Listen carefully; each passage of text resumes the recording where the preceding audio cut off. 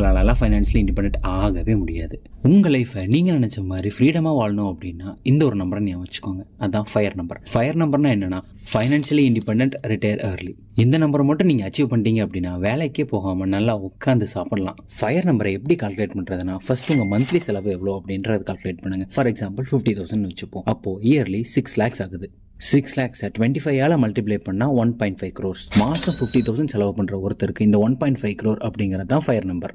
இந்த 1.5 crore இருந்து every year 4% withdraw பண்ணிட்டு வந்தீங்க அப்படின்னா அதுவே உங்கள் இயர்லி எக்ஸ்பென்சஸ்க்கு போதுமானது. பட் இங்கே ஒரு ப்ராப்ளம் என்னன்னா இன்ஃப்ளேஷன். இன்னைக்கு 1.5 crores வேல்யூ ஃபியூச்சரில் சேமாக இருக்காது, கண்டிப்பாக குறையும். ஒன்ஸ் நீங்கள் ஃபயர் நம்பர் ரீச் பண்ணிட்டீங்கன்னா அதை பீரோவில் போட்டு பூட்டி வைக்காமல் இன்ஃப்ளேஷனை பீட் பண்ணுற மாதிரி ஏதாவது ஒரு அசட்டில் இன்வெஸ்ட் பண்ணணும். எவ்ரி இயர் நீங்கள் 4% வித்ரா பண்ணும்போது பேலன்ஸ் இருக்க 96% க்ரோ ஆகிட்டு இருக்கும். ஃபயர் நம்பர் அச்சீவ் பண்ணிட்டேன், நீ எல்லாத்தையும் கிட் பண்ணிட்டு சும்மா இருப்பேன் அப்படின்னு இல்லாமல் பணத்துக்காக நமக்கு பிடிக்காத வேலையை டெய்லியும் பண்ணாமல் பிடிச்ச வேலையை பண்ணலாம். நீங்கள் உங்கள் ஃபயர் நம்பரை கால்குலேட் பண்ணி கமெண்ட்ஸில் சொல்லுங்கள். அப்படி கால்குலேட் பண்ணலன்னா